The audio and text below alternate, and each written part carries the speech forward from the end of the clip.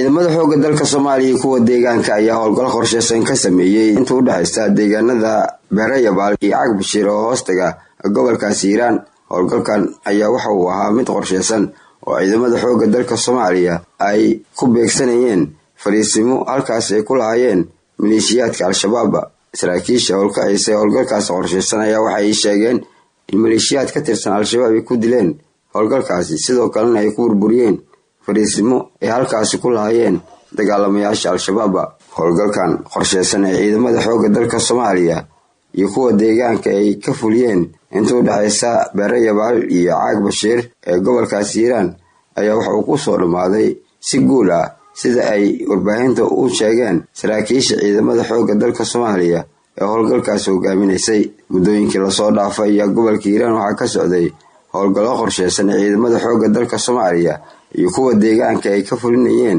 deegaano ka tirsan gobolka Hiiraan xilli taliska ciidamada xoogga dalka Soomaaliya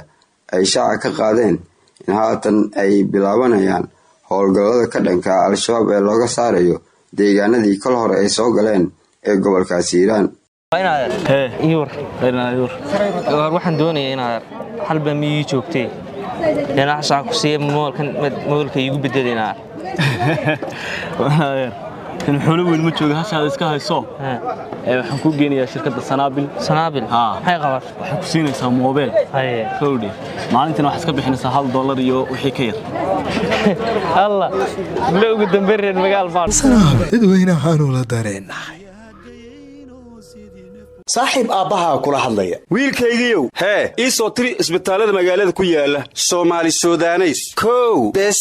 Allahu akbar war meeqa tabeelan laamiyada ku arkay aaba matayaad rabtaa mise tabeelle tayo allayle haba u labayn Soomaali Suudaneys waliba waa isbitaalka kaliya ee ku guuleystay 7 sano isku xigta isbitaalka ugu fiican Soomaaliya laga soo bilaabo 2019 ilaa hadda Soomaali Suudaneys Hospital saaxiibka bulshada SSH Premier Wallet baahitiraha bulshada ku bixi biilka ku dukaamayso ku iibso ama kaga iibso Premier Wallet adeega